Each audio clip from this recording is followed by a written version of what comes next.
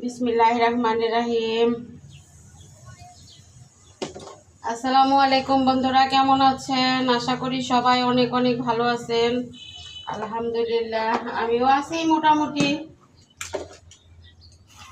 ওই যে আমি ডিম রান্না করতে আসলাম অনেক দিন পরে।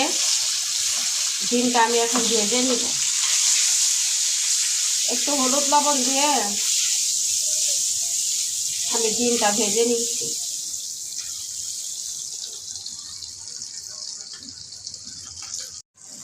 আমি এই যে ডিমটা এইভাবে ভেজে নিলাম, আর এই যে দেখেন এইভাবে আমি একটু কেটে নিছিলাম। তাতে কি হয়, দেখতেও ভালো লাগে আবার মশলাটাও ঢোকে, দুইটা কাজই হয়।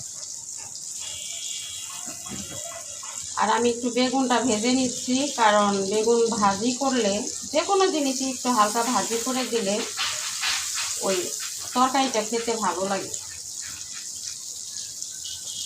তাই আমি হালকা ভেজে নিচ্ছি।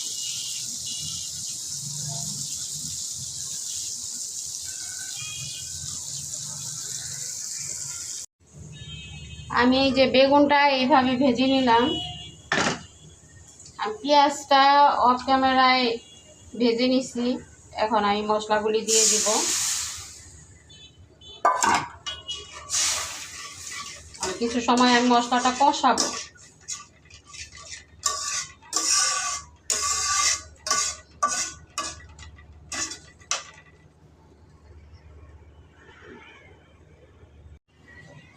এখন এখানে আমি বেগুনগুলি দিয়ে দিব।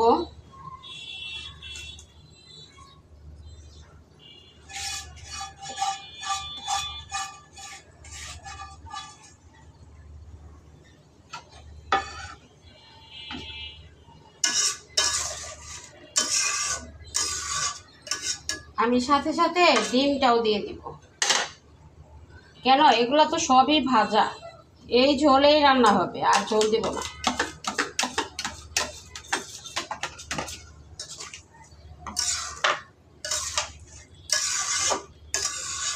অনেক দিন পরে ডিম রান্না করতে আসলাম,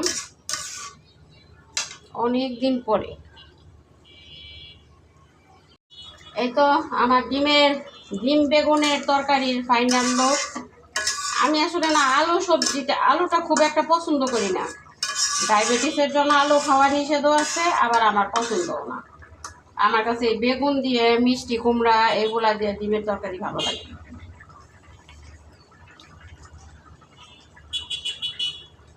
একটু টেস্ট করলাম, একদম সব কিছু পারফেক্ট। সবাই ভালো থাকবেন, সুস্থ থাকবেন, নিরাপদে থাকবেন। অন্য কোনো ভিডিওতে আবার দেখা হবে, কথা হবে। আল্লাহ হাফেজ।